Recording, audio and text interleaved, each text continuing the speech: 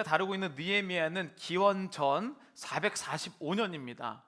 그런데 여러분 잘 아시는 다윗의 아들 솔로몬, 그리고 솔로몬 이후에 이스라엘은 두 개로 나라가 나눠졌죠. 그 한 나라는 북쪽 이스라엘, 남쪽은 남유다라고 불렀습니다. 근데 그로부터 700년 수많은 세월이 지나서 이제 이스라엘이 완전히 망하게 되는데, 북쪽에 있는 북이스라엘은 지금 느헤미야가 보기에는 약 300년 전에 없어진 나라예요. 그리고 남유다는 조금 더 길게 남았는데 느헤미야가 보기에는 150년 전에 이미 없어진 두 개의 나라입니다. 여러분, 한번 대한민국이 150년 전 정도 없어졌다, 나라가 아예, 우리 일제강점기가 36년이라고 얘기하는데 150년 동안 우리의 나라가 없어졌다 생각해 보십시오. 느헤미야와 이스라엘의 관계는 어떤 관계가 될까요? 사실은 아무런 관계도 아닙니다. 그럼에도 불구하고 이 이스라엘 같은 경우는 하나님이 우리를 택하셨고 우리는 하나님 나라의 백성이다 라고 생각하는 사람들이 느헤미야 당시에 공식적인 통계만 약 80만 명이 있었습니다. 사마리아에 있든 예루살렘에 있든 페르시아에 있든 전 세계적으로 흩어진 나는 하나님이 선택하신 민족이다 라고 생각하는 사람이 80만 명 있다는 거예요. 그런데 그 80만 명이 한데 모여서 예배를 드리지도 않았고요, 제사도 드리지 못했습니다. 그들은 그저 하나님이 이미 기록하신 모세로부터 주어진 그 말씀 하나만 붙잡고 있는 거예요. 여러분, 느헤미야는 하나님의 음성을 직접적으로 들을 수 없는 사람입니다. 왜냐하면 평신도였어요. 이 당시 하나님은 예언자와 선지자를 통해서만 말씀하셨기 때문에 느헤미야는 하나님이 적혀진 말씀이 아니면 하나님의 뜻을 이해할 수조차 없는 사람이었다는 거예요. 저는 질문이 들었어요. 그러면 하나님은 느헤미야만 콕 집어서 사용하신 것일까? 아니면 온 민족에게 주신 것일까? 제가 두 개의 질문을 했는데 여러분들이 어떤 대답을 하실지 한번 읽어보겠습니다. 자, 하나님께서는 한 사람을 뽑으십니까? 하나님께서는 한 사람을 찾으십니까? 찾으십니다. 왜 그러냐면 뽑는다는 것은 어떤 시험을 본다는 것을 의미해요. 자격 검증을 한다, 성경 퀴즈를 한다, 아니면 혈통이 어디 있는가, 키는 몇인가, 율법을 아는가 모르는가, 이런 것을 뽑는다라고 표현하고요. 찾는다라는 것은 모두에게 똑같이 다 이야기하고 이것에 대해서 응답하는 자를 찾는다라고 표현해요. 하나님은 대부분의 경우에 우리에게 말씀하실 때 온 나라와 온 민족에게 하나님의 위대하심과 하나님께서 구원하심을 다 알려주셨습니다. 여러분, 지난주에 우리가 예배 드릴 때도 말씀드렸지만 여기에 똑같이 예배를 드리고 심지어는 똑같이 두 귀를 열고 두 눈도 똑같고 말씀을 똑같이 듣는데도 불구하고 어떤 사람에게는 하나님의 말씀이 은혜와 나의 이야기로 들리는 반면 어떤 사람은 아무런 반응도 없이 있는 경우가 많다는 거예요. 그러니까 하나님은 여러분들에게 늘 말씀해 주시기를 원하시는데 우리의 귀가 열리지 않아서 마치 하나님이 오늘 말씀 잘 요약하는 사람을 찾는구나, 좀 특출난 사람을 찾는구나 라고 생각할 때가 있습니다. 그러나 하나님께서는 여러분 모두에게 지금 기회를 열고 느헤미야가 되기를 지금 하나님께서 여러분들을 찾고 계십니다. 그래서 하나님은 여러분들의 말씀을 들릴 자를 찾는 거죠. 똑같은 말씀이 있는데요, 제가 이 말씀을 준비하면서 두 가지 실험에 대해서 찾아보고 또 연구를 해봤는데요, 과연 자기 스스로 행운이 있다고 생각하는 사람과 자기 스스로 안 되는 사람이다, 불운하다라고 생각하는 사람을 일반적인 이거를 수치로 드러낼 수 있는가? 그래서 어떤 실험을 했냐면 특별히 또 1부는 끝나고 지금 제가 저희 단톡방에 신문 나온 기사 있었잖아요. 그거를 또 여기에 실려 있어요. 그래서 그 신문을 1부 끝나고 주시더라고요. 그래서 행운의 심리학에 나오는 이 리차드 와이즈먼 교수가 실험을 했는데 이 실험에는 신문을 주고 이 신문 안에 몇 개의 사진이 들어있느냐, 여기 보니까 여기 32페이지까지 돼 있더라고요. 이 신문 안에 제한된 시간 2분 안에 여기에 몇 개의 사진이 들어있느냐라는 질문을 던지는 거였어요. 그런데 여기에서 자기가 운이 있다고 생각하는 사람이 사진의 개수를 세는 것과 나는 원래 운이 없다라고 생각하는 사람이 엄청나게 큰 차이를 발견했다는 거예요. 왜냐하면 이 실험은 사진을 누가 빨리 찾느냐가 목적이 아니었고, 정말 행운이 있다고 생각하는 사람은 행운을 찾을 수 있는가? 이 질문이었거든요. 그래서 이 신문에는 이제 여기가 메인 페이지인데, 메인 페이지를 딱 넘겨서 두 번째 페이지 여기에다가 아주 큰 글씨로 이 신문에는 43개의 사진이 있습니다라고 크게 써놨어요. 자, 불운하다고 생각하는 사람은 사진을 찾느라고 이걸 못 봤습니다. 근데 행운이 있다고 생각하는 사람은 늘 나는 행운이 있다고 생각하니까 두 페이지 넘기자마자 43개가 있네라고 해서 보통 7초 만에 43개가 있다는 것을 알아내요. 신기하지 않습니까? 똑같은 신문을 보는데 어떤 사람은 나는 행운이 있다라고 생각해서 다 보지 않고도 준 힌트를 보고 43개요라고 맞췄는데, 불운하다고 생각하는 사람은 자기가 이 모든 것을 다 애써서 찾아내려고 43개 어떻게 했는지 찾아내려고 눈을 크게 뜨고 또 막 시간의 압박이 있으니까 힘들게 살았다는 거예요. 그래서 이렇게 리차드 와이즈먼 교수의 행운의 심리학에서는 이렇게 표현합니다.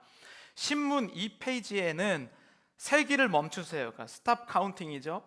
이 신문에는 사진이 43장 있습니다 라는 큰 메시지를 적어두었습니다. 행운을 가진 사람들은 이 메시지를 쉽게 알아차린 반면 불운한 사람들은 이를 알아채지 못했습니다. 여러분, 하나님이 여러분들과 함께 계십니까? 왜 어떤 사람은 하나님 있다고 믿고 어떤 사람 하나님 없다고 믿을까요? 하나님 정말 없어서 안 보이는 걸까요? 아니면 나는 내가 지금 사진을 다 찾아 애쓰려고 너무 집중하기 때문에 그렇게 크게 써있는 하나님이라는 분은 못 보는 것일까요? 이 현상을 인지심리학과 교육심리학에서는 부주의 맹시라고 불러요. intentional blindness라고 부릅니다. 부주의 맹시. 어떤 뜻이냐면 자막을 보면 이렇게 얘기합니다. 눈앞에 뚜렷하고 분명한 것이 있어도 그것을 보지 못하는 현상으로 부주의 맹시가 발생하는 이유는 인간의 주의가 처리할 수 있는 정보의 양이 매우 적기 때문입니다. 처리 용량이 제한적이기 때문에 인간은 자신이 선택한 일부 정보에만 주의를 줍니다.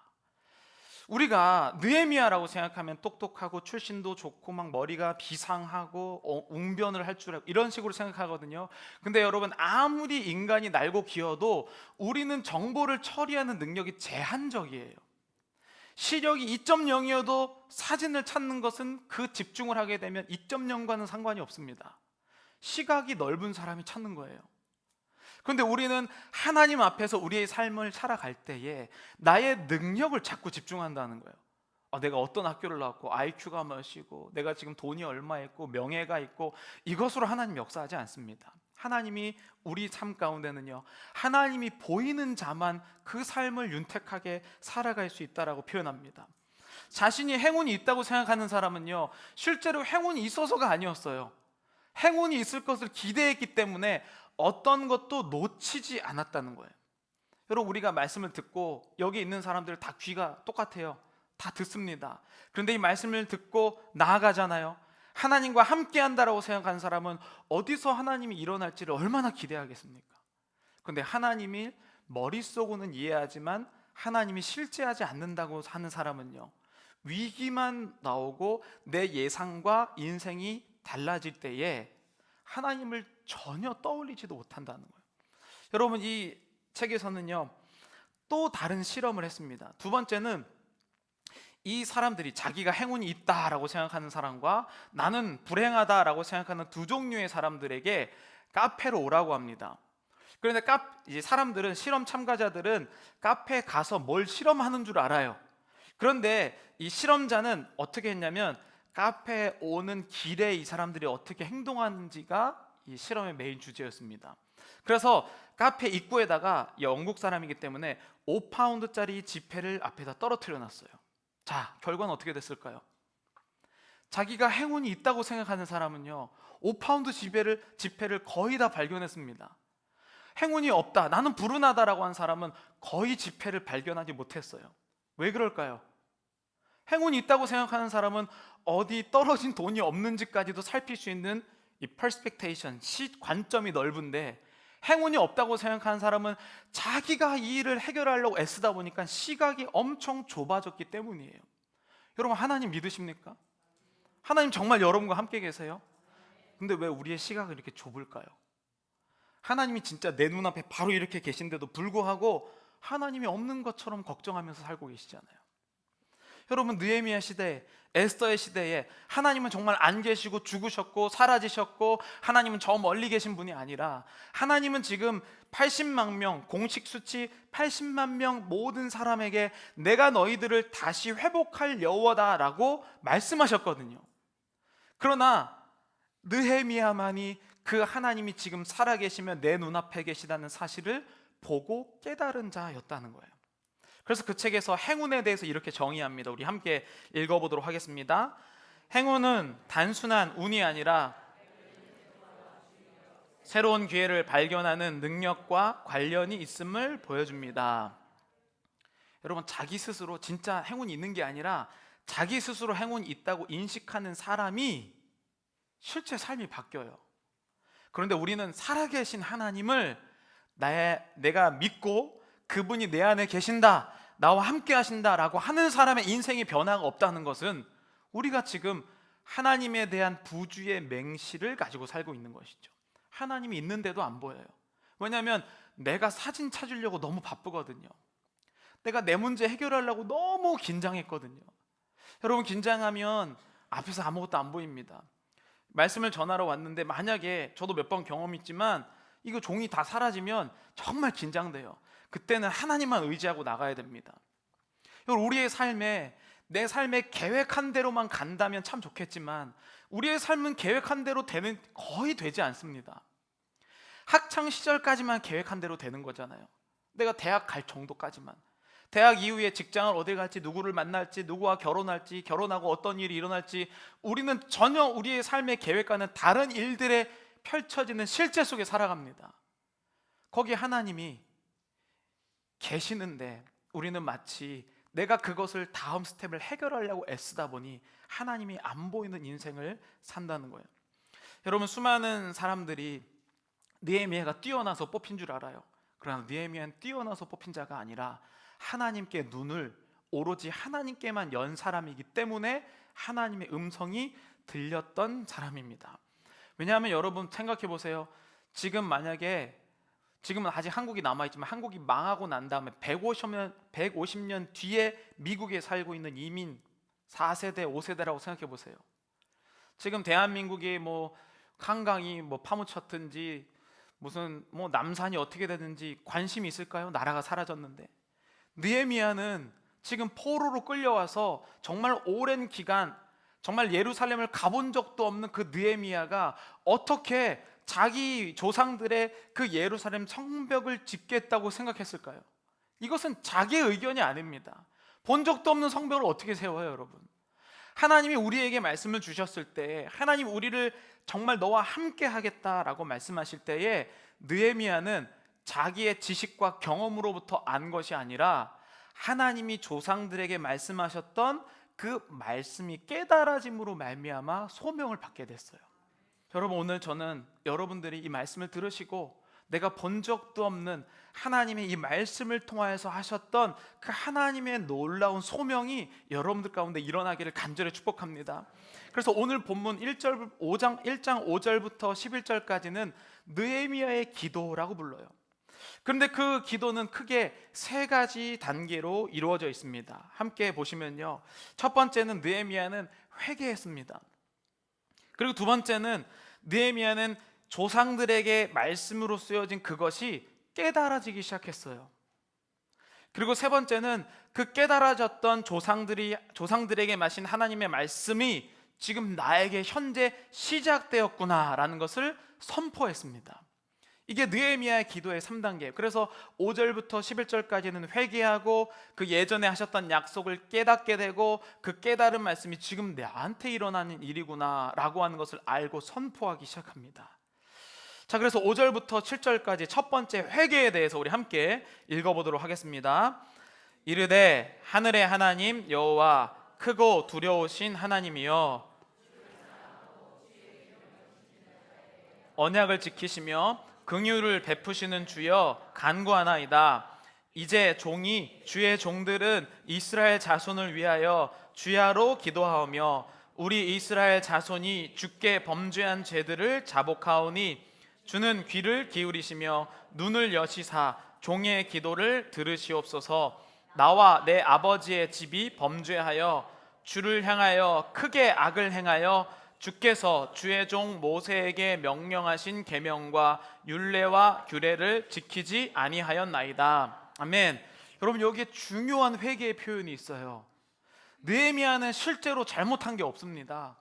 느헤미야는 포로로 북이스라엘 없어진 지 300년, 남유다가 없어진 지 150년이 지났는데 자기가 무슨 그런 큰 죄를 지었겠습니까? 이제는 그냥 다른 나라 사람이라고 봐도 되죠.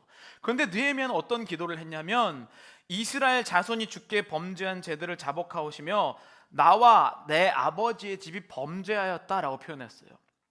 그냥 상식적으로 봤을 땐 느헤미야는 죄를 지은 적이 없어요. 그런데 느헤미야는 이스라엘의 후손인 것이 죄라고 고백했습니다. 여러분, 공동체라는 것은 바로 이런 것을 의미해요. 사람들이 오늘날에는요, 이 교회에 대해서 우리는 조금 잘못 생각하고 있습니다. 교회는요,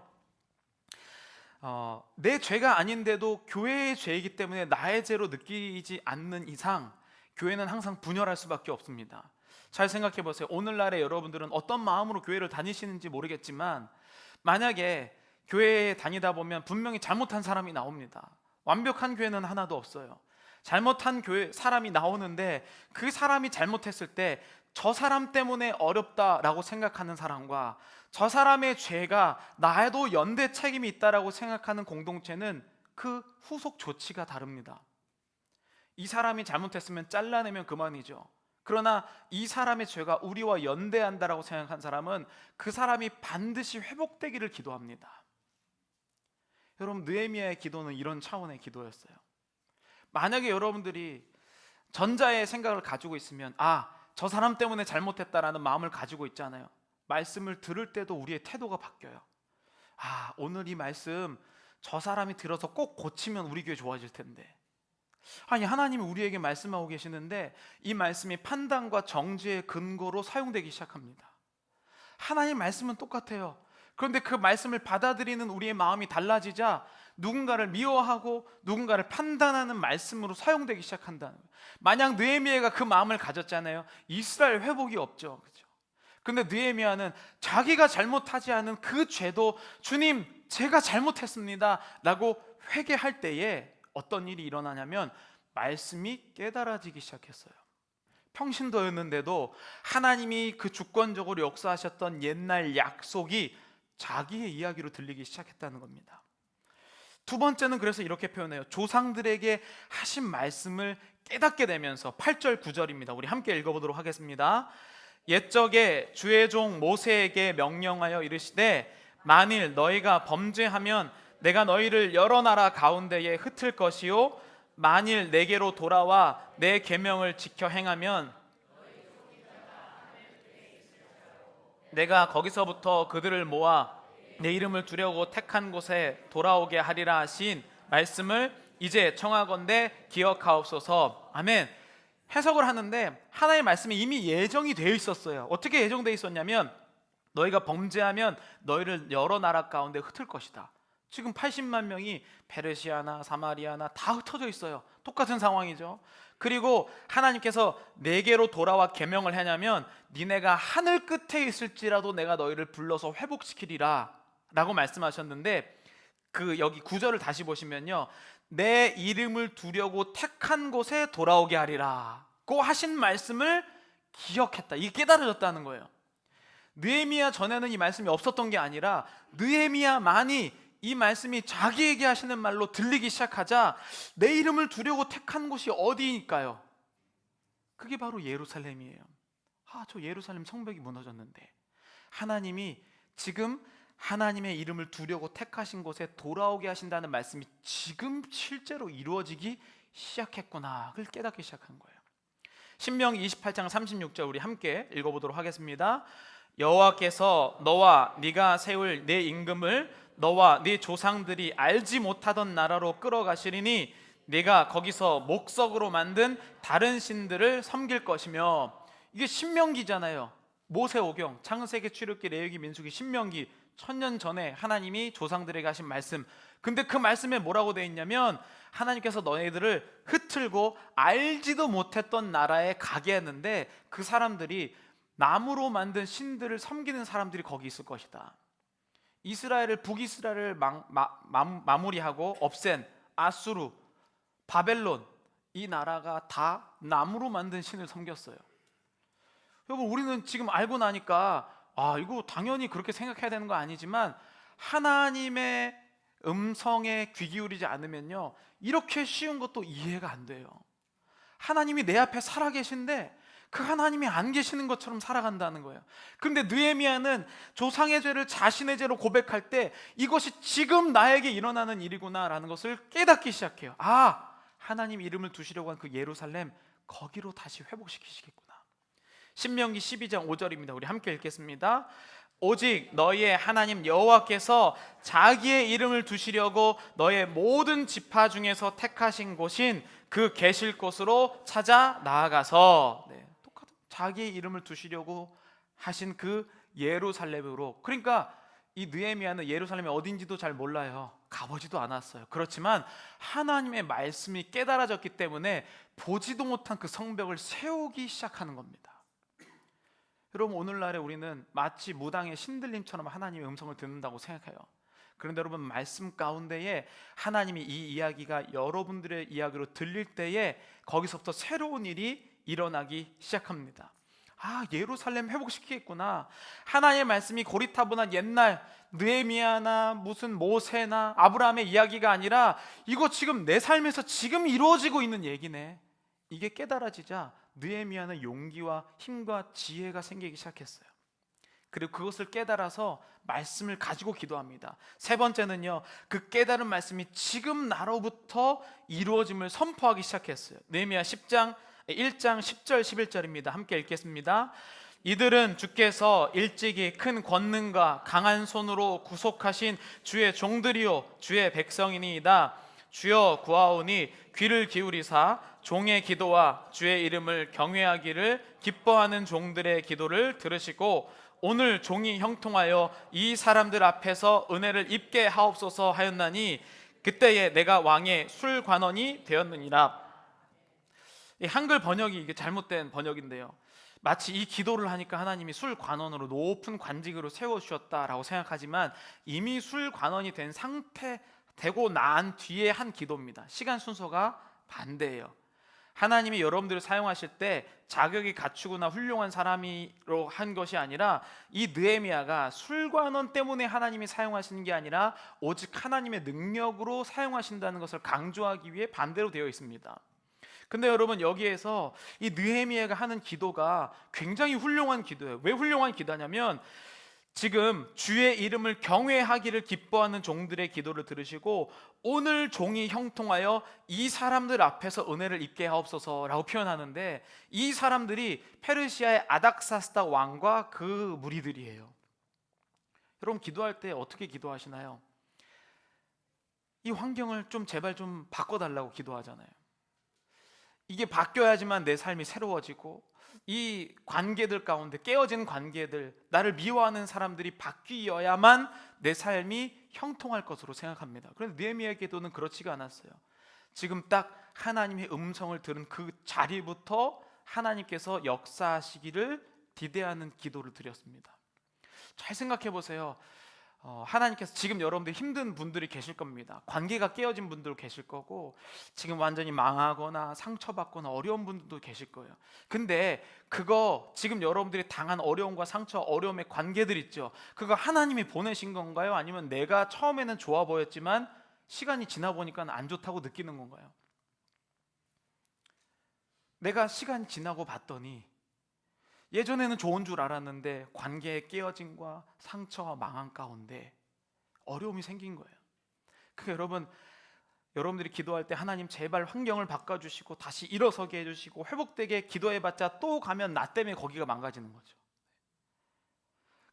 하나님이 지금 나의 망가짐부터 시작하는 기도를 할 때에 여러분들의 주변이 회복되기 시작하고 그때에 하나님께서 예루살렘 성벽을 건축할 놀라운 일들이 시작되는 겁니다. 이 말씀을 깨달은 것 자체가 이미 예루살렘 성벽이 세워진 것에 대한 보장이었어요. 저는 오늘 많은 사람들을 봅니다. 얼마나 상처와 아픔과 또는 괴로움들이 있는지. 그래서 제발 이것을 벗어나 달라고 기도해요. 그런데 여러분, 그 상처는요, 그 자리부터 해결될 때에 내가 옮겨질지라도 또 새로운 일들이 시작됩니다. 저는 오늘 여러분들이 이 느헤미야의 세 가지 기도, 회개하시고 그 다음에 조상들에게 하신 말씀을 깨닫게 되고 그 말씀이 지금 나로부터 시작되는 것을 선포하는 역사가 여러분들의 삶에 일어나기를 간절히 축복합니다.